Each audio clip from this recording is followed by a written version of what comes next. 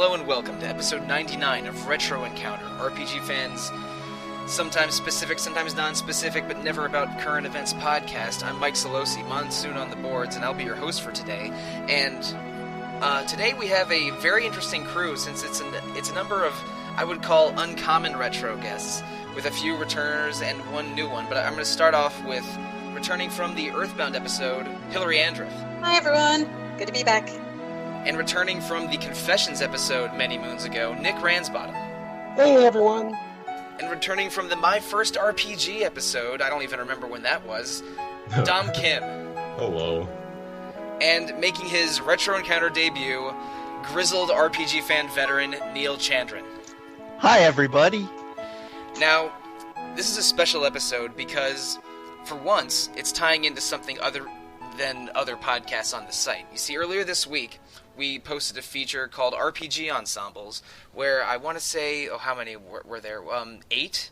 9 RPG fan contributors each wrote a mini-feature talking about one of their favorite RPG casts of characters and why that cast is so great. And so the 5 of us, myself and the 4 guests, each wrote one of those mini-features. Now, Nick, I'm going to pick on you a little bit. This feature, you were one of the architects of it, or perhaps the chief architect of it. What sort of got you the idea to make this a sort of site-wide mini-project that we wrote over August? Well, I had just come off the heels of finishing the Zodiac Age, which ended up being my favorite Final Fantasy game. And it kind of got me thinking, what made that game so special to me? And it was the cast. And I just got the idea, what makes an RPG special is its cast. Yeah, I'm with you. I mean, you've all played many RPGs over the years, and RPGs are sometimes very long, involved games, and you're going to be spending a lot of time with these characters over the course of a lengthy RPG. So having a cast that you can really identify with or really like spending time with is really, really important. So anyway, when Nick proposed this idea to others on the website, a lot of people got really excited and interested in it, because a lot of us care very deeply about our casts of characters. Would you guys agree with that? Absolutely. Yeah, of course. Yeah. Most definitely. And another interesting point is, even what makes casts interesting is, while yes, them being likable or relatable, but even if they aren't very likable or aren't very relatable, but are still just very interesting characters that stick in our minds even years after we've been playing. Yeah, a cast needs to be compelling, I think, in order to succeed. In order for the RPG itself to succeed, you need a compelling cast. And on the flip side, if I find a cast of characters in an RPG particularly annoying or unlikable, why am I playing a 30-plus hour game hanging out with these people? I'm struggling right now a little bit with that, because I've been playing Tokyo Xanadu recently, and I could not give half a rat's ass about these characters, and they want me to talk to them a lot. So, spoiler alert, that's not the game I wrote about for the feature. Okay, but before we go and talk about our specific mini-features that we wrote as part of the larger feature, I want to do a shout-out to the panelists that are not on this podcast who did write bits on the feature. So, listeners, I encourage you to go to the website, rpgfan.com, and check out the feature and see what everybody wrote. If it's not on the front page anymore, go to the features section on the top bar, and you should dig around and be able to dig around and find it. So, in addition to the 5 of us, we have Alana Hagues, who wrote on Tales of Vesperia, Nathan Lee, who wrote on Mass Effect 2, Robert Fenner, who wrote on East the Oath-in-Felghana, and Marcos Gaspar, who wrote on Resonance of Fate. So, we'll be discussing our choices and and the writing that we did on the feature in detail on this episode, but those other 4 bits are super interesting and well-written and entertaining, and you should check out everyone's work on the main page. So, Neal, we're going to bounce back to you again. You wrote on Final Fantasy VII. Indeed I did.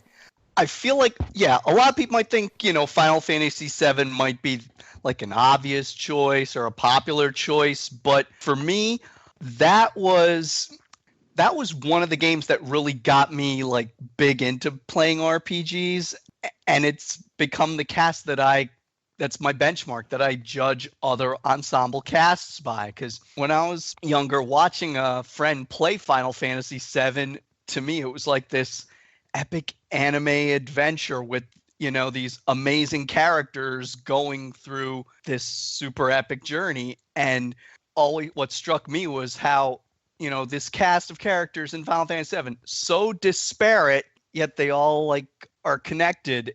And I feel like if you take one character away from Final Fantasy VII, everything we love about that game would collapse like Jenga. Even the less involved characters, like I'm mostly thinking about Yuffie here. You know what?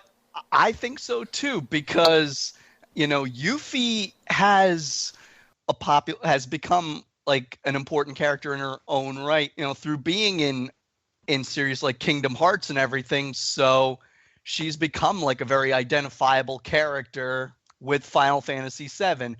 And while, yes, her overall storyline might seem tertiary to everyone else's, she has a bone to pick with Shinra just like everyone else. One of my favorite moments in Final Fantasy VII was when, Cloud gets over his everything in the live stream, becomes a more wholehearted person. When he sees Yuffie puking over the edge of the high wind with motion sickness, he gives her tips on how to deal with it. So in a sense, Yuffie helped Cloud become like a more wholehearted person.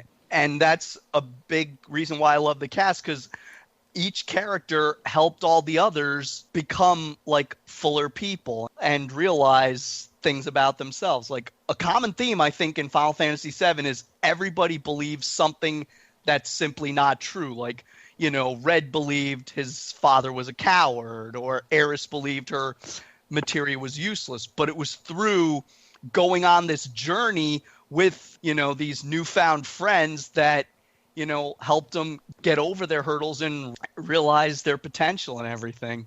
I don't mean to jump in too much, but I thought a lot about that point, actually, Neal, that you made in your piece about Yuffie, and she really does kind of help pull you into FF7. I think she's a really kind of engaging character because she does have that really sweet moment with Cloud, and when she steals your materia, you get angry.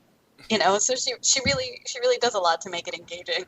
Yeah, and I should say, I didn't mean to drag Yuffie when I suggested she wasn't as key to the plot as the other characters. Because I do like her, and I like the Wutai side quest in particular. But before I go on, I should mention we are going to spoil the hell out of all 5 games that we're going to be discussing tonight. So I apologize if someone had a part of FF7 ruined for them, but I don't really sympathize because that game is 20 years old now.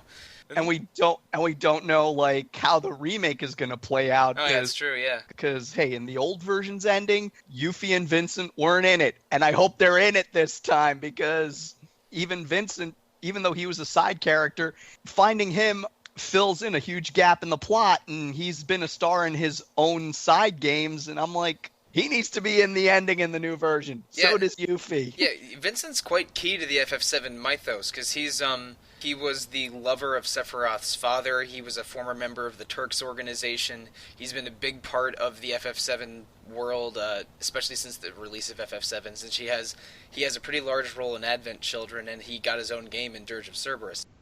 I mean, thinking of Yuffie and Vincent as so close to FF7 now, it's sort of easy to forget that they were secret optional characters that weren't necessarily easy to recruit. Like, I think if you don't know about it ahead of time, I think it's possible to miss the Vincent recruitment quest, because it's a slightly challenging run around this annoying mansion fetch quest, right? Or am I remembering it as more challenging than it actually is? Because it has been several years since I've played FF7. Oh, it was definitely one of those things. You had to do like, I think, a specific number of things, to make it happen. Yeah, you had to find 4 numbers that were hidden on invisible slips of paper in a mansion, and then use those to unlock a safe near the end of that sort of mansion dungeon. In the safe is a key, and in the basement is a locked room, and in that locked room is a coffin, and in that coffin is Vincent, and then he joins you if you meet him. It's not easy to do that quest unless you go a little bit off the beaten path to do it. But it's neat thinking that, yeah, this character that you sort of think of as a big part of FF7 was an optional secret recruit, technically. But Neal, I want to ask you one thing that I didn't really think about in FF7 until many years after first playing it. Now, it's the first 3D Final Fantasy. The older ones were all sprites on 16 or 8-bit systems. And one thing that I think is really interesting about the FF7 cast is the diversity of the silhouettes. in every other FF game, each character was the same size and occupied the same size square or rectangle. But in FF7, now that you're in this 3D space, you have one character that is a cat riding a giant Moogle, one character that resembles some kind of dog-lion hybrid. Barret is a much different body type than Cloud or Cid or Tifa. It's just a really diverse collection of silhouettes and sort of character types, in that they aren't all human and they aren't all quite the same size. And I think that makes FF7 break from the old RPG mold more than we realize at first. I agree with you there, and it's not just with the hero characters, even with a lot of the side characters, like whether you see like Heidegger being like super chubby versus Rufus being super slim, it's like everyone felt like a very distinct person. And even thinking, I could not imagine Final Fantasy VII without a lot of those side characters. I couldn't imagine it without Heidegger and his crazy evil laugh.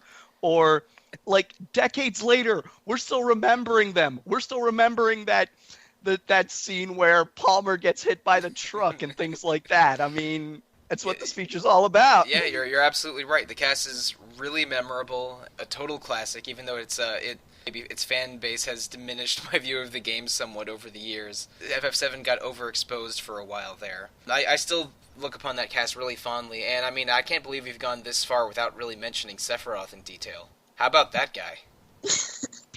Man, and he connects with a lot of those overarching themes too. Like, he obviously had a beef with the Shinra because the whole thing with Hojo using him as a guinea pig and everything. He's also part of that group that ardently believes in something that's completely not true. Like, he believes he was a descendant of, like, the ancients, that he's, like, something special when he was really just an ultra-powerful science experiment. Yep, he was a regular human person that was experimented on with some crazy alien cells, and then told he was a scion of an ancient powerful race, which is probably not true. We don't need to get into the is Cloud Zack, is Zack Cloud, is Sephiroth an ancient... Those are forum arguments that have been going on for 20 years that we don't need to dig into in this podcast. But going on for 20 years. Yep, that is right, they have been. Yeah, and they're still going on, so these characters had a huge impact on an entire generation. That is absolutely true. Now, Nick and Dom, you've both been a little quiet, and I know that you're both significantly younger than I am, at least. So, have either or both of you played FF7? Starting with you, Nick. I knew you would pick me. I knew you would pick up on this. I have not. I'm just asking a simple question. No, I have not. I own it on the PS4. Okay. I played it when it was released, when I was a little older and still had a PS1, but I've never beaten it. So okay. I have no idea what's being talked about right now. That's fine. And you too, Dom, have you played FF7 before? I have not. I mean, I watched my sister play it on like emulators and stuff, but I've not played through it myself. Okay. So. All right. I'm not going to shame you or anything for now, but it's cool. I mean, FF7 does have a great cast, and it is regarded as a classic by just about everyone that's played it. So, I mean, of course, I'd recommend it. I'm sure Neal recommends it since he wrote like what seven bars on it. So something like that. And I hope me geeking out over this game didn't like either overhype it for you or spoil it for you or anything like that.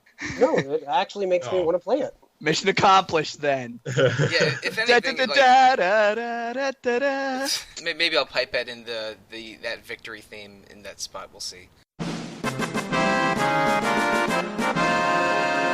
So anyway, Final Fantasy VII, excellent cast, excellent villains. Before we sign off on it, one last thing about Sephiroth that sort of still surprises me is how little you see of him at the beginning of the game.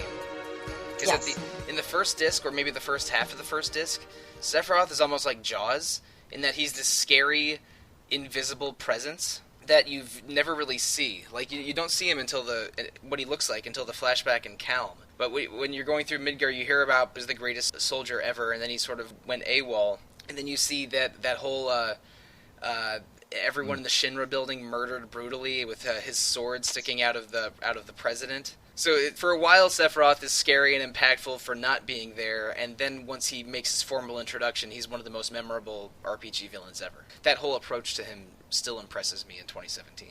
Oh, without a doubt. All right, so we've established Sephiroth is Jaws. Now we're going to move on to a different game and a different cast. Dom, let's talk about Borderlands 2 for a while. Now, again, Sure. before we begin in earnest, we are probably going to spoil a lot of Borderlands 2, audience, so prepare yourselves or maybe skip ahead a few minutes. Dom, what made you decide to write on the cast of Borderlands 2, and maybe what's one or two things about the cast that you makes you feel that they really shine? Sure. So just to give a bit of context, right around the time first picked up Borderlands 2, I was getting a little sort of burnt out with the standard RPG fare of this villain who's super evil, and then you have this group of heroes that you have to that you just you play for 30 hours to beat.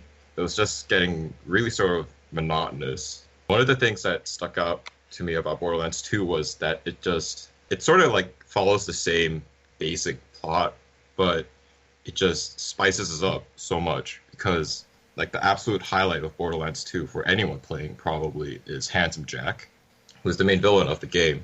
And the thing with Handsome Jack is that he is just insane. In the most literal sense of the word. There's no facade of pretending to be good or trying to mind games the main cast, or there's none of that. He's just flat out crazy, and you can tell already from the first settlement that you arrive at in Borderlands, and you're getting shot up by bandits, and your low level gear, and you're struggling just to survive. He just casually calls you over the intercom because he's on a space station off planet, and he's hey, I just bought a pony and I named him Butt Stallion. I just thought you should know. And then this is it's important from that information. I remember that call. Yeah, and he's Yeah, I do too. and he's I just plated him in just pure diamonds, and you should probably just know that before you die, because I'm so much more important than you. Already from there, the charisma that Handsome Jack gives off is very sort of appealing, and it was very different from what I was just playing through at the time. So that's what really caught my attention. The fact that he was also just so different from the Borderlands 1 main villain, who was Commandant Steele, and she was the head of another evil corporation. But she was much more of just a stock villain, thick Russian accent, threatens to kill you every other intercom in brutal ways, tells you to give up. But Handsome Jack just he drops in and he's you're going to die eventually anyways, so I might as well just have this casual chit chat with you. Yeah, it's that sort of charisma that really ingrained him into my mind as a very strong villain. I should mention, I haven't played much Borderlands 1 or 2, only split screen on other people's copies. And one thing that jumped out at me a little bit from your description, you really think that comparing the first game to the second game, the characters and personality of the second game made it that much better and more memorable? I mean, yeah, that's definitely part of it. I mean, I think the cast, just on their own, are pretty good, but it was just such a massive improvement from Borderlands 1 that I thought it was worth mentioning, And Borderlands, I guess both of the games are loot RPGs where you choose a player character at the beginning, and that's your main for that whole run. There's no character switching or changing, right? Yeah. Okay. Yep. So, what's the difference between running through the game as the different characters? Do you really get a sense of the story being different or the personality being different? I mean, I think as a Diablo player, I think that for non-gameplay reasons, there isn't enough of a meaningful difference in the different Diablo characters to make it a really different feeling experience. But is it different for Borderlands 2? Well, do you mean in terms of story experience, or just game? More personality and getting to know the characters. Oh, well, in that sense, it's not that different from Borderlands 1, because it's in the end, Borderlands 2 it still is sort of just an FPS, and you can only get so attached to a character, I think, from just playing from that perspective. And it doesn't help that most of the time the dialogue's just one-liners and stuff. But one of the things that I think Borderlands 2 did really well was they do really good tie-ins from the first game as well. All the main characters from the first game make an appearance. They've grown so much beyond what they were in the first game. Oh, that's cool. In the first game, they were just like really bland, and they just like just yell like cheesy one-liners and stuff. But in the second game, Mordecai, who was like the sniper character, he's become sort of like an alcoholic, shooting, and he's just like on top of a mountain, accidentally starts like sniping you when you first enter the area and stuff. Roland and Lilith, they become like strong leaders of the resistance against Handsome Jack. Rick has become basically just like a meme at that point, but he's just become like the meathead that he was, but like it's like with a lot of charisma as well. And yeah, I think that's one of the things that Borderlands 2 does really well, is that like Pandora is just like a flat out just crazy world where people have just gone completely insane. And Borderlands 2 like takes that to heart, because in Borderlands 1 I felt a lot more of like hesitation. There was like I could feel like the Gearbox writers being like, should we like just go like completely crazy, or should we like keep this sort of like semi-serious at least? But Borderlands 2 just like throws that out the window and they just go all out. So I guess Handsome Jack is sort of the crazy despot of the world, is sort of in a way a reflection of how crazy Pandora is. Would you say? Yeah. If I remember correctly, with you talking about how Borderlands 2 is a little more wacky and has a little bit more personality compared to 1. In the original Borderlands, the art style was supposed to be a little more serious, right? Like initially? Yeah. In the very early E3 demos, Borderlands had like straight up just 3D graphics. Before it was almost shaded look. Yeah. I think they switched to the comic book style art like very last second. Oh, so it didn't always have that stylized look that I basically think of as being key to Borderlands. Yeah, no, pretty originally much. It kind of looked like Mad Max in a way. Huh. So I thought, yeah, you remember? And when I think of Borderlands now, that's kind of what I think of. Yeah, same here, because I've never played any of the Borderlands games, but when I think about Borderlands 2, I just think wonderfully cuckoo characters, because when I used to try and like interview voice actors, one voice actress I wanted to interview was Ashley Birch, who was not only Chloe in Life is Strange, but she was Tiny Tina in Borderlands 2. And in order for me to learn a bit more about the character, I'm watching like YouTube clips, and I'm like, oh my goodness, this Tiny Tina is wonderfully cuckoo. I wonder if Ashley Birch had to do like a million takes on some of those lines, like, because if it were me, I'd be cracking up at like every piece of dialogue I'd have to do. Yeah, Tiny Tina's a very polarizing character, but yeah, I like her too. Polarizing. Yeah, people either like love her or they just like despise her. They just think she's like the most annoying character. But I think she's like wonderful. I was under the impression that she was well liked, because I remember the hype around her. Because was there an expansion or some DLC centered around her? She had her own DLC. Right, I remember when that came out, everyone was really excited for it and thought she was hysterical, and I also thought she was hysterical from the advertisements I saw. Tiny Tina's just a little bit off the hook. Delightfully deranged. But that's another interesting thing, when a character does get that sort of reception, where some people have a strong like whether it's a large or small group, some people react strongly one way and then other people are really excited. Yeah, exactly. A strong reaction is better than a weak reaction, and I mean, Tiny Tina might be the best version of that, where I would say that probably more than half of the fan base likes her versus hates her. But if they feel intensely about it in both directions, that's almost what you want the most. People to feel strongly about it, whether positive or negative. Yeah, that's another thing. I feel like that its side characters in Borderlands 2 also do a really good job of just establishing the universe. Like Tiny Tina is one of them, definitely. And another one that I wrote about in the article was also, there's a side quest that you take later on, right around near where you first meet Brick. It's just a bandit, and his name is Face McShooty. The quest consists of you shooting him in the face. Like, he gives you like money for that as well. The entire time he's screaming at you to like shoot him in the face. It's like I don't know. It wasn't like the quest is over like immediately because you just shoot him in the face with like a rocket launcher or something. But it's just these like small moments created by these side characters that like this is what Pandora is. People have just gone absolutely bonkers here. And like I think after this podcast records, I'm gonna go on a YouTube search for the Ballad of Face McShooty.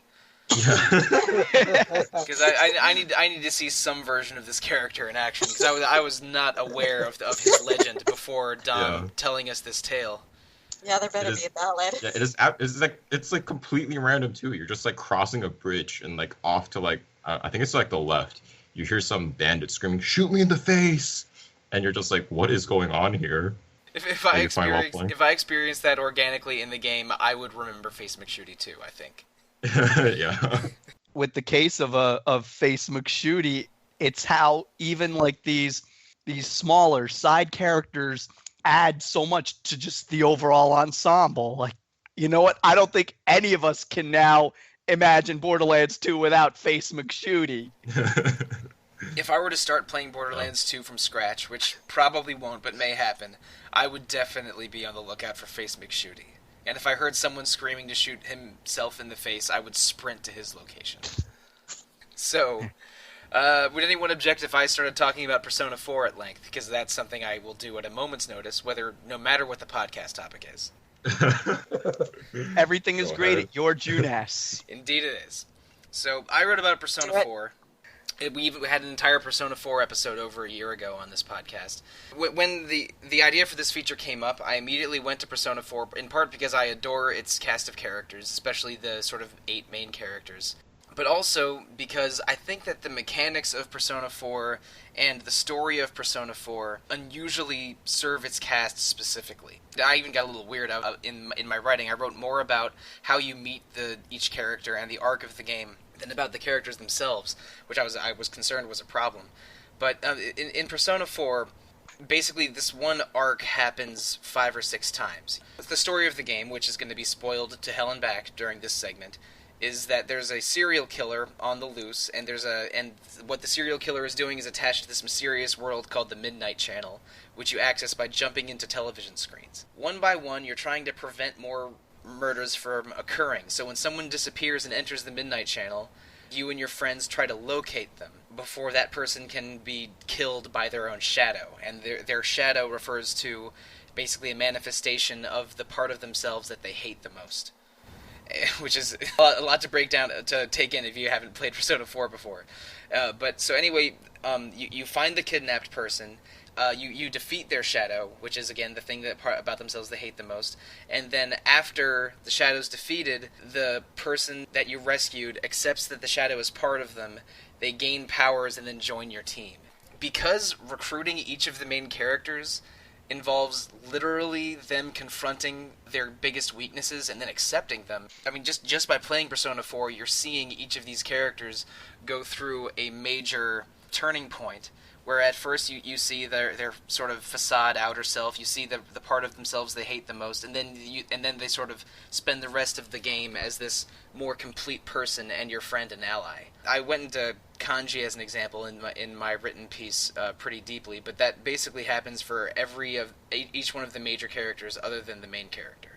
I felt like I was really close to those 7 teenagers and one mysterious interdimensional bear cartoon. and part of why was because I saw them go through each of these very human experiences framed in a very weird, shadowy, demony Shin Megami Tensei lens. Yeah.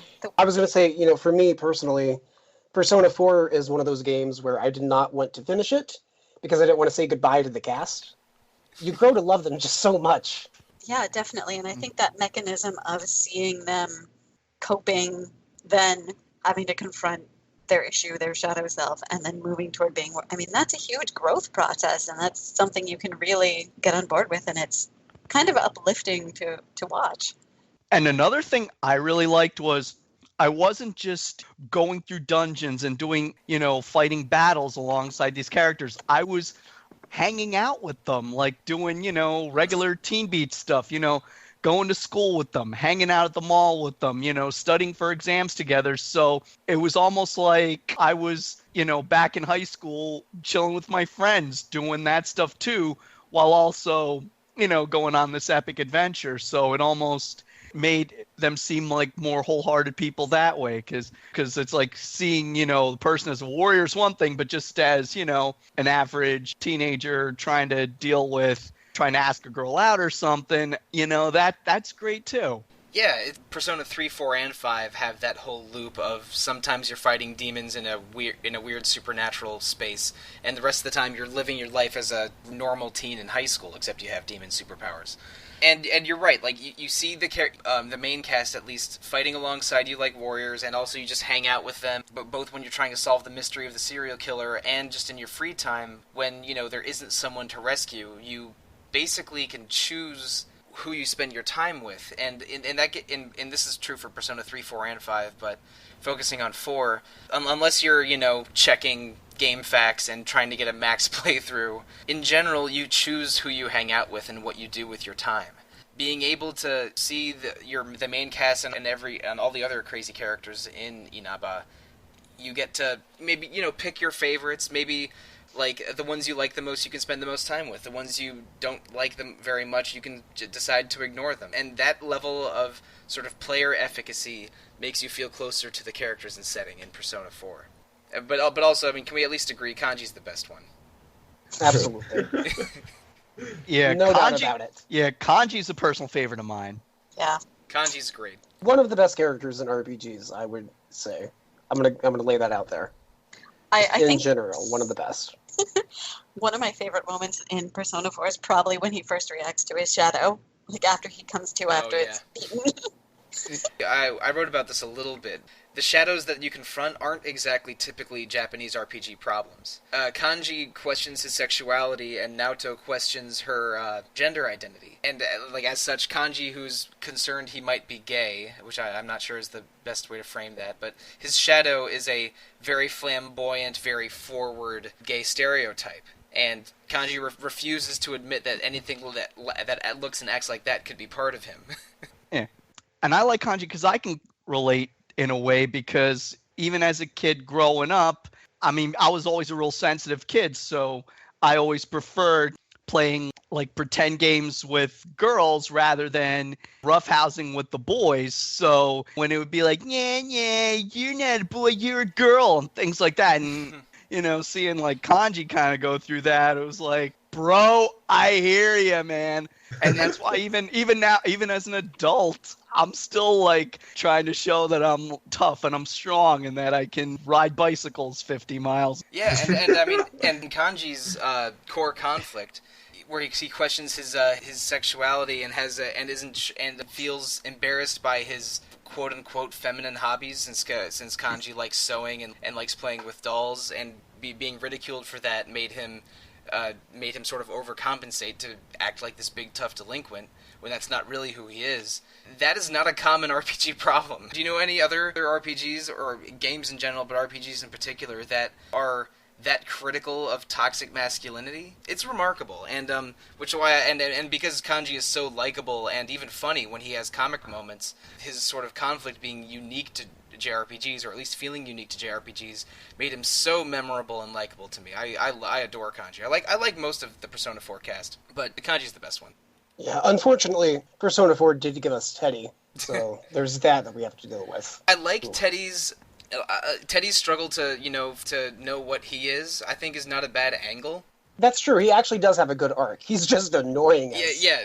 Exactly. In the non-story segments, or the non-questioning the very nature of his being segments, he is super annoying. I have to admit, his shadow is probably my favorite. Like, I love his sort of existential arc. Yeah, I was pretty interested and entertained when his shadow showed up. Yeah, but still, his puns were unbearable. Oh, man. Yeah. But it's like having Josh on an episode again. But I will admit though, I did chuckle a little when I first saw his persona, because his persona Kintoki Doji apparently is a Japanese deity that has a tomahawk as a weapon, but Teddy's persona was holding a tomahawk missile. Yeah. So that pun made me chuckle. And it looks like a big, I don't know, like a big bowling ball or water tower or something with a scarf. It's the designs in Persona 4 are out of control. When you fight Yukiko's shadow, she feels like that she's imprisoned by the expectations of her family. So her shadow that you fight as a boss battle is literally a caged bird. There's a lot of interesting visual choices in that game that I think serve the cast a little bit. But also it has pretty cool characters, or an interesting cast outside of the main 8. I mean, who doesn't love Dojima and Nanako? Best. Oh yeah. Especially Dojima. Ooh, boy. Oh, Nick. Hilary, When and picking up what I've Nanako got. is your adorable elementary school age cousin, and the strongest emotion I felt the entire game was when Nanako gets captured in the late game dungeon, and I'm like, "Oh, you mofo, we are ending this now." And It is on. Yeah, exactly. You made the mistake of your life, Namatame. And that's a very general feeling, which is a huge credit to the Persona 4 cast too. But yeah, I mean, yeah, even outside the playable characters, with Persona 3, 4, and 5, you cannot think of the cast without thinking about the social links. Yep. Like I mentioned earlier, you sort of choose who you can spend your time with in Persona 4, and that's also true of 3, 4, and 5, and there's these really rich, interesting casts that you can meet when you're exploring all around town. And I don't know, I'm still hoping for a future crossover game where Sojiro from Persona 5 is running his coffee shop and just hangs out with Dojima and the monk from Persona 3 all day. Yes. And they just all just hang out and drink coffee. I want to play that game. I would play that game. Nah, I think that monk would, put a shot of bourbon in his coffee. You say that like it's a problem. So, alright, we like Persona 4 a lot. Dom, you've been a little quiet. Have you played Persona 4? I do not have any of the PlayStations available right now, I see. so I've not, It's a pretty good use of your time if you have 90 hours to spare, which maybe you don't. I'll keep that in mind. We're going to move on to our next game now, and that is Koudelka from Miss Hilary Andreff. Now, Koudelka is...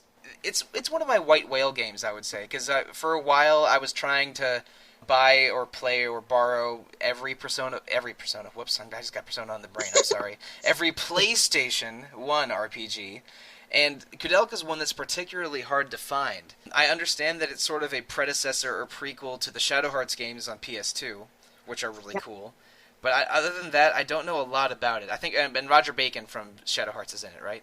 Yes, he plays a pretty big role, pretty significant role in Koudelka as well.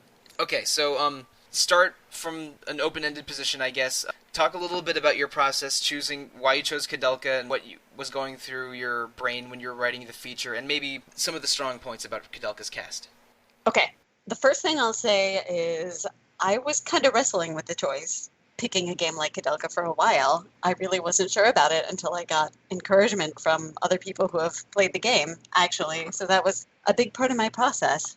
I think part of that is because it is a less well-known game, but another part of that was it's also a very experimental game, and its cast and the way everything's put together is kind of different. It's not your typical RPG cast, RPG story. It's a bit different. I ultimately decided that's actually a good thing. I think what they did with the cast really opened up how we view RPG casts, not only in its successors, the Shadow Hearts games, but kind of across the board. The other part of why I chose it is the strength of the cast itself. I mean, the writing in the game is really good, so that helps. But the characters themselves, I mean, what appealed to me is they go through a really interesting process of being in a situation in a haunted monastery where at least two of the three of them aren't really sure what's going on. They're in a very vulnerable position. I want to ask you, Koudelka and I guess Shadow Hearts as well have a very twisted gothic occult setting, and they lean pretty hard into that setting and go into some horror themes, if I'm not mistaken. Because again, I've played Shadow Hearts, but not Koudelka. And do you think that the cast is sort of served by that setting, and that it's all it's pretty cohesive as a whole? Yeah, actually, and that's part of the reason why I chose the cast, because all of that's woven together so well, and I think the cast, through the writing, really does kind of bring everything together in a very RPG-like, satisfying story. But yeah, it is. I think one thing I say in my piece is that just looking at Koudelka, it feels a lot more like a survival horror game than it does an RPG, because you've got your psychic character, one of the other characters is a baron, and the other's kind of an 1800s fortune seeker, adventurer kind of type of guy, and they're in a haunted monastery in Wales, and you learn pretty quickly once the game starts that they're really terrifying looking, kind of unholy monsters in this monastery, and something's very wrong. Yeah, the monsters in Shadow Heart's Covenant are such a twisted bunch. It started with Koudelka. Oh man. So they really lean into that horror vibe sometimes, I'm guessing. Yeah, they do. But it's really the interactions between the characters. Like, I sort of, in my piece, describe it as this process of bickering and not really being able to see each other's point of view at first, to learning to kind of work around that and figuring out a way, despite that, to kind of work together and ultimately seeing that there's something larger at stake. And in the end, all making a decision that ultimately cleanses the monastery versus some other side characters who are also interesting, who in the past had made some kind of more selfish decisions that caused the problem in the first place. Well, it's okay. We're in a spoiler-free environment here, so you can name you can name names and go into details. Is there one character, a hero or a villain, that maybe stands out the most? Maybe like steals a lot of scenes? Because you're telling me that the dialogue's really good and these characters are memorable, but I want an example. Come on. All right. I'm not going to go into YouTube to look for Koudelka dialogue during podcast recording. Fair. I think I'm way too used to not giving spoilers, so sorry about that. Nope. Spoilers are. This is a spoiler-free zone. I would use harsh language to say so, but this is a PG-rated podcast, allegedly. Okay. And this actually goes back to one of the reasons why I was unsure about this game in the first place, because the bickering in the dialogue kind of indicates that none of the characters are really particularly nice individuals. And a standout in that respect is definitely James O'Flaherty, the bishop. He's a pretty awful person. Is he one of the player characters or an NPC? Yes, he is. He is your last player character, and you find him unconscious, save him, and instead of being grateful, he basically accuses Koudelka and Edward, the other player characters, of, raiding the monastery and being these, awful lowlives. And he goes into a long spiel about it. It's kind of unbelievable. And then he refuses to believe that the caretakers of the monastery are up to any wrongdoing, even though Koudelka and Edward have clear evidence that they tried to poison them. And he's just like, no, they act like good people, they're fine. You're worse than they are, kind of attitude. Because Koudelka's some kind of witch, and because she's a psychic and not religious. Right, and the other guy is sort of maybe a ne'er-do-well, some kind of adventurer, rakish dude. Yeah, rakish dude, definitely. So, a witch and a rake do not go over very well with a bishop who is having his, vision of what the church is challenged. Completely. But you also find out that James is bigoted, which is terrible. Like, they run into an actual... No. Yeah. I know. Shocking. So does he undergo a character turn, or does he stay a curmudgeon that hates his companions through the whole game? Because I'm not sure which I would like better, because both sound all right. That's actually a very interesting question, because he seems to grow a bit more tolerant and willing to accept help. Like, in the end, Koudelka actually uses her power. She needs to use her power to channel someone who James is very close to, and he allows that, which is really surprising based on how he acted before. So he goes a little bit more tolerant, but you kind of get the impression that his underlying personality and belief structure are not going to come tumbling down. And depending on which ending of the game you get, because there are different endings. One of them, he actually sacrifices himself to cleanse the monastery. Oh, okay. Yeah. And you're not really sure whether that's because this woman, Elaine, that he had been very close with and had wanted to marry, but gave it up because there was someone with higher status. He's very kind of like hierarchical, authoritarian sort of guy. So he just thought the higher status person should have her. She becomes a monster because the guy she married tried to use the monastery to bring her back after she gets murdered by bandits. Yeah, I think at least the first two Shadow Hearts games have very, very specific ideas on the problems surrounding bringing the dead back to life. Yes. So Koudelka, the game, not the character, does explore that in detail.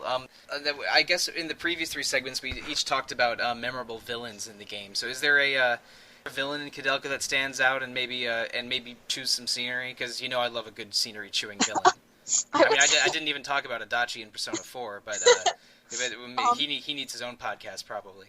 So I would say that's mostly James that does that stuff. Like, there's some early lines with him and Edward where Edward quotes Byron, and James's reaction is, "You would like Lord Byron. He's unrefined. Blah blah blah. I like Alexander Pope."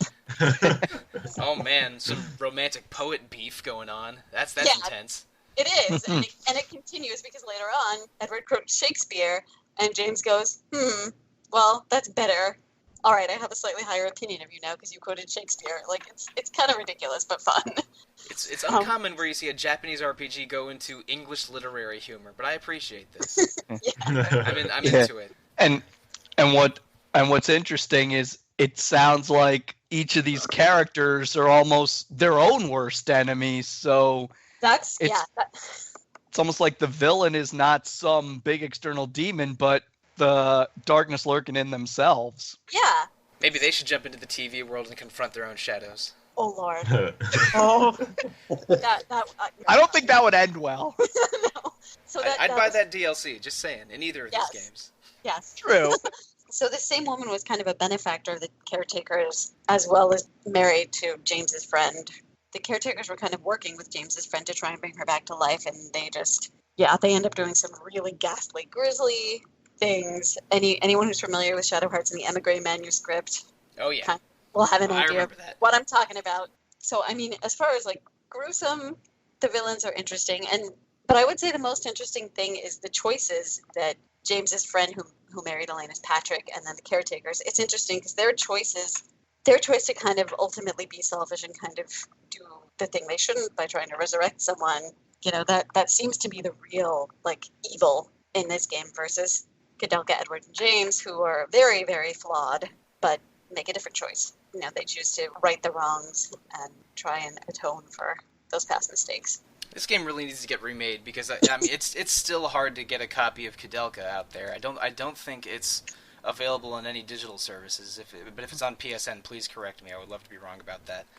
This main trio sounds like they have some really interesting banter and some real interesting problems. Yeah, they do. Damn it, I still want to play that thing.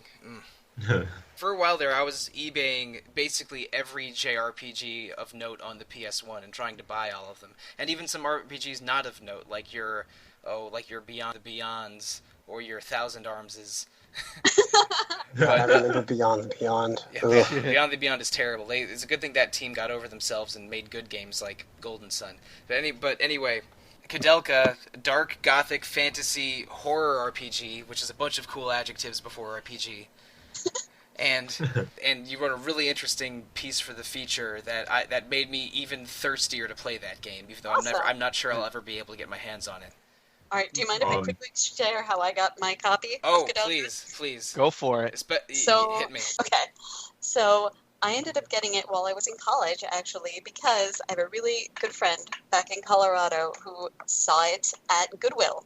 But And for like $15 and said, wait a minute, I know this is with the Shadow Hearts games. Happy birthday! And I was like, you found it at a Goodwill? yeah. As he a found gift? It at Goodwill. Yeah.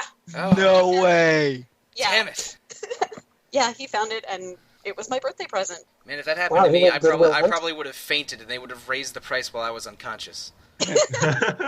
But still, you never know where you're going to find hidden treasures. Like, Nope. I remember, like, many years ago, I went to a yard sale. It was a Japanese family that was living across the street from me. And, I practiced my Japanese with them, and I got my hands on some really awesome Japanese mangas. And I've heard of people getting, really great games at, like, yard sales and stuff. So you just never know where you're going to find good stuff. I mean, the internet and eBay and Craigslist have sort of killed, like the yard sale hunts and the thrift store hunts of finding rare things, I think, to a degree. But still, when you can get a coup like that, it's an excellent capitalism story, I guess we could call it that. And the bottom line is, I think we all want to play Koudelka now. Yeah. I definitely do. I mean, You ain't kidding. I It gotta might be play that, and I gotta available play for- the rest of the Shadow Hearts games because I've only really finished Covenant.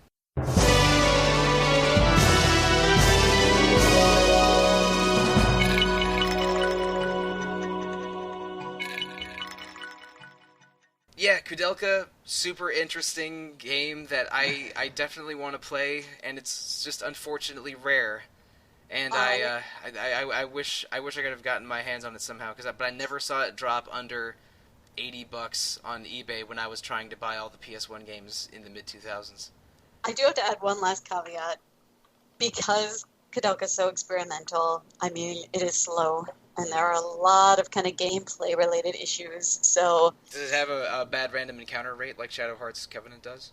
It's not quite that bad. Okay, all right. Yeah. But I heard there's breakable weapons, and I know that can sometimes turn off people. Oh my god. That is how I end my piece, actually. I say these characters kind of make it worth it when you have weapons that break all the time and slow battles. Oh, that's some Zelda PTSD right there. Breath of the Wild's PTSD. So, alright, that's 4 games down and 1 to go. We teased this one at the beginning of the episode, but Nick Ransbottom, the architect of the RPG Cast and Characters feature, wrote on Final Fantasy XII, which is a game that is very relevant to this podcast's interests at the moment, which I'll talk about a little later. So, Nick, you mentioned that you finished FF12: The Zodiac Age recently. Yeah, I reviewed it for us. Yeah. Right. I'm trying, but that is what it's called, Zodiac Age. It's not a different. Yeah, Zodiac Age. And you obviously enjoyed it very much. So, what about the cast jumped out at you that made you want to write about it? And well, you get your spiel started. Break it down for us a little. You know, I think what I liked about this cast the most has to do with the story, and there's this theme of loss throughout each of these characters. Vaughn and Penelo have lost their families in this war that's tearing the kingdom apart. Ash has lost her fiancé and her father and her actual kingdom. Bosch has lost his honor and his respect within the kingdom. Buffier has essentially lost his father, his past too, and Fran as well. You find out that she has lost her entire clan. Oh, quick pause. I mean, spoilers be here, be wary. Unpause, continue, Nick. Okay. So there's that element of loss throughout each of these characters. And I thought the way it was handled was so nicely done. They grow to rely on each other too. And that's something that I thought was special. I'm always a sucker for these stories of characters who find their own definition of family, or, find that family is defined by love and not blood.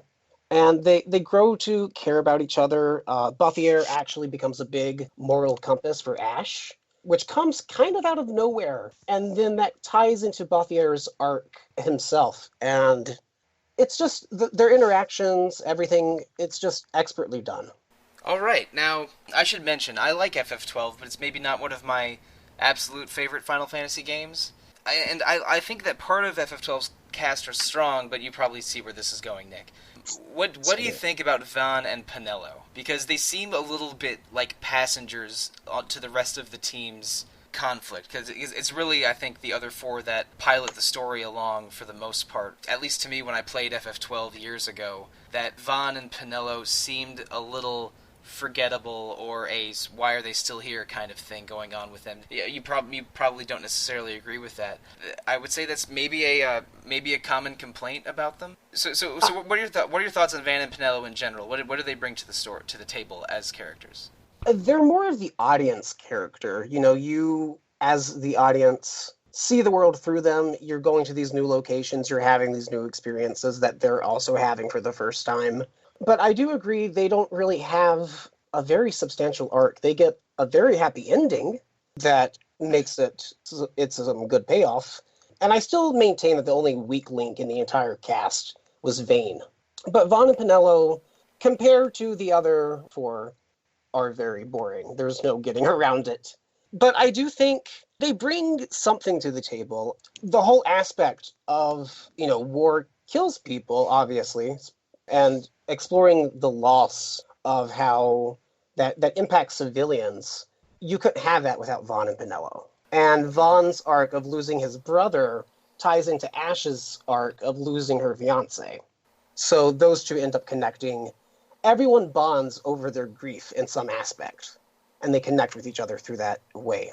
Yeah, because even thinking about what you're saying, like Mike, when I played FF12, I was with you that it felt like Vaughn and Penelo were almost like side characters and the real story was mostly Ash's arc, because felt like she was more the main character. But then reflecting back, Vaughn and Pinello are almost like just the common people who are getting affected by all these big sweeping decisions that the kings and queens and princesses are doing.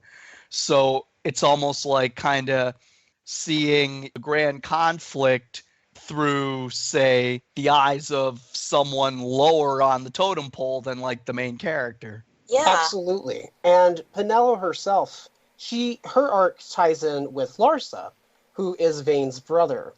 And Larsa's big arc is that he's trying to prove the Empire isn't evil, that they can be civil, that they can work together, they can restore Dalmasca.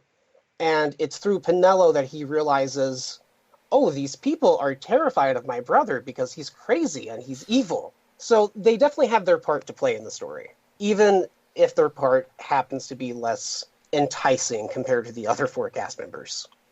Yeah, I think on reflection, Ron and Pinello kind of make FF12 feel more to me like one of the Ivalice games, almost. Well, I mean, it is an Ivalice game, sort of. Yeah, no, I know, but that sort of like bird's eye view, this is how everyone's being affected sort of perspective versus some other Final Fantasies, which are a little bit different focus. I don't know. Yeah, well, and that's why I'll defend them. One thing that is true of both FF12 and FF Tactics is that a lot of the sort of big picture story takes place behind the scenes and is in sort of details and not clear text, I would say.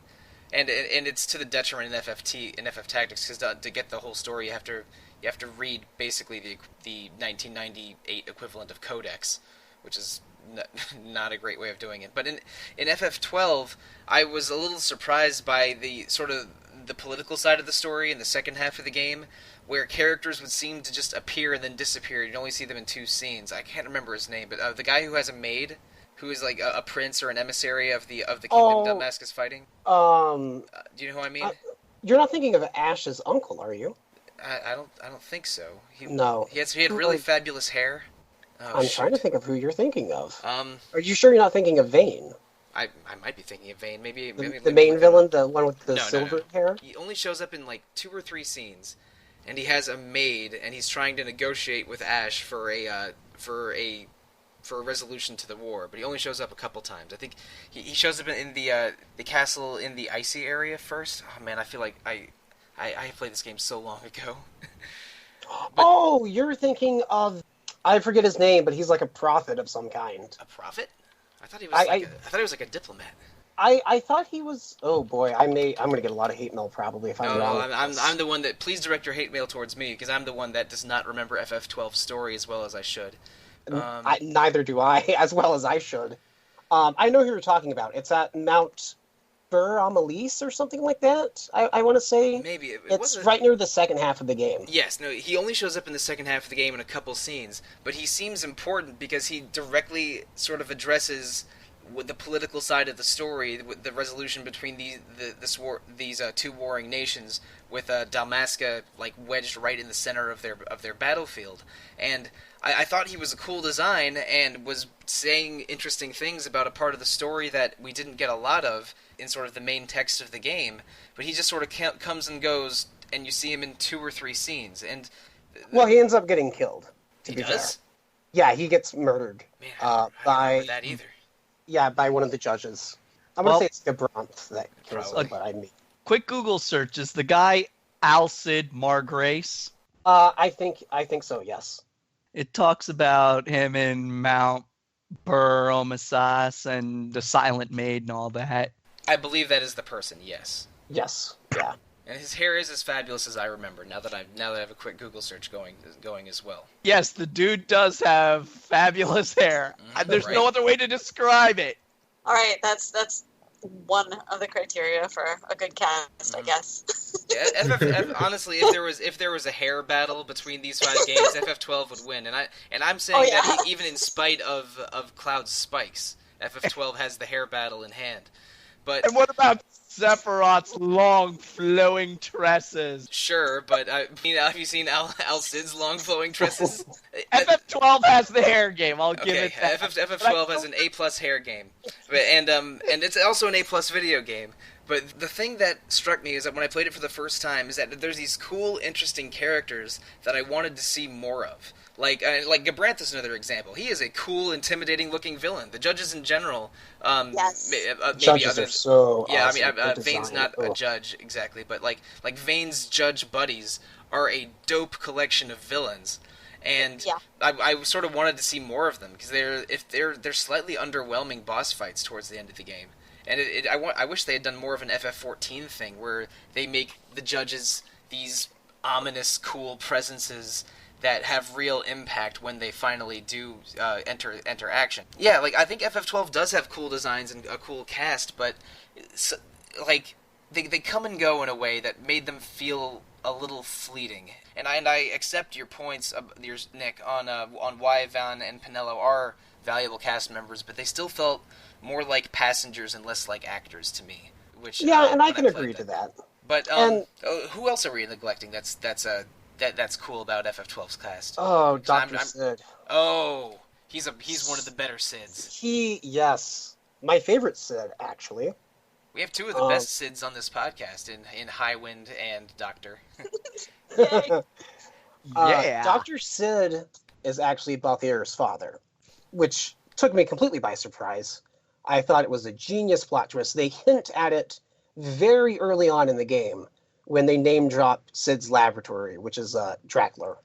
You find out that he's trying to manufacture nethicite, which is basically this magical object, rock. I'm not Every really Final sure. Fantasy game has to have crystals. Crystals, yes. And Dr. Sid, as a character, through Balthier, you realize that he kind of starts to go mad a little bit. And that ties into the nature of the script, which is very thespian and cheesy and wonderful. Dr. Sid is very manipulative, and he manipulates Ash and the party to go to a specific place to see the people. I want to say they're essentially like gods, or these beings. I can't remember what they're named. I've played so many games since Final Fantasy XII, the Zodiac Age, and it's hindering my memory. Look at me, man. Sid has this. What struck me with him the most is that you have two boss fights with him, and in the second one where he's dying, Balthier tries to reconcile with him, and Sid calls him a fool and turns him away, and that's the last thing that you see of Sid. And I just thought that was such a powerful moment, so sad and heartbreaking. I loved it. Loved Sid. Did not love Vane, who I thought was just over the top, laughable. He was evil because the game needed someone to be evil. He had no real motive. Yeah, when there's a villain whose sort of only motive is to conquer, and they don't have anything much other than that, it gets a little dry. Like, I mean, Luca Blights of the world also only want to conquer, but they are extremely memorable personalities outside that. It goes to show, I remember the judges pretty vividly, but I barely remember Vane. And I barely remember and Vane. and I played FF12 7-8 years ago or so. I don't know. I don't remember. Yeah, Vane's just a huge letdown. But Sid does make up for it. And Sid's arc ties into Vane's arc. Technically, Vane has an arc. Sid's really the villain in that game that's important to me. But it goes without saying, Vane has very luscious tresses. His hair game is very strong. He's handsome, but he's no handsome Jack. Oh, no doubt about it. So, we have discussed the casts of 5 excellent RPGs today in exhaustive detail with spoilers, and I apologize if someone got spoiled for a 15 to 20-year-old game that they didn't mean to, but whatever, them's the breaks. And thank you for spending so long listening to us espouse on these games, listeners. I am Mike Sollosi, and this is Retro Encounter. If you want to encounter Retro Encounter on social media, the best way to do so is to reach out on Twitter at RPGFancom, or check out RPGFan's Facebook page, or go on the forums on RPGFan.com. Let's see, what do we have planned going forward? Oh, right, this is episode 99, which means one episode after this is episode 100, which I'm very excited to share with you next week. Without going into details, it's a little bit like episode 50, and also a little bit like an essential episode from last year. It got a little weird, but it's going to be a really fun time, and I encourage you to listen to that episode next week. And Nick was just talking about FF12 minutes ago, and we'll be talking about FF12 a lot later this month, because the September game for Retro Encounter is Final Fantasy XII, and it'll be discussed over 2 episodes after episode 100. So please look forward to that as well. Now, individual stuff. Starting with you, Neal, if listeners want to reach out to you, either on the forums or social media or what have you, what is the means to do so? I'm Dincrest on the boards. All right. And Dom, your turn. My ID on the forums is DHK, or you can reach out to me by email at domk@rpgfan.com. All right, Hilary. I am EP Fire on the boards, and please feel free to talk to me about Koudelka or other weird old games. And last, Nick. I'm Nick Ransbottom on the boards, nickr@rpgfan.com, and you can find me on Twitter at the Ezio Kinway. And I am Monsoon on the boards, and at The Real Monsoon on Twitter. And if you email our podcast at retro@rpgfan.com, I am probably the one that is going to answer.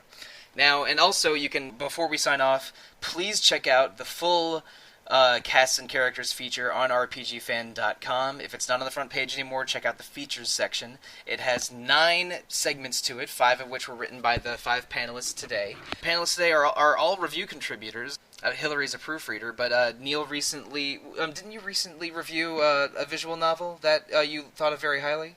Yes, I did. It was called The Last Birdling, and it was one of only a handful of games that legit made me shed a tear. So. Oh wow. Yeah. So. For me, I don't know. That's like the end credits to Lufia 2 and not much else. Yeah. And Nick recently reviewed Final Fantasy XII. And what else have you reviewed recently that appeared on the site, Nick? Oh boy, I've done RPG Maker Fest, episode Prompto. I think that's it for right now. And Dom, what was the last thing you reviewed? Because I never keep track of the order things get posted in. I believe it was a Mid-Boss, an indie game on Steam that was rather mediocre, but there's a better one coming up. They can't all be winners, but yeah, I implore you, please check the feature on the main site and read all of our reviews, listen to all of our podcasts. RPG Fan puts up a lot of great content almost every day. And so, I think that about wraps it up for episode 99. Thank you, good night, and good luck.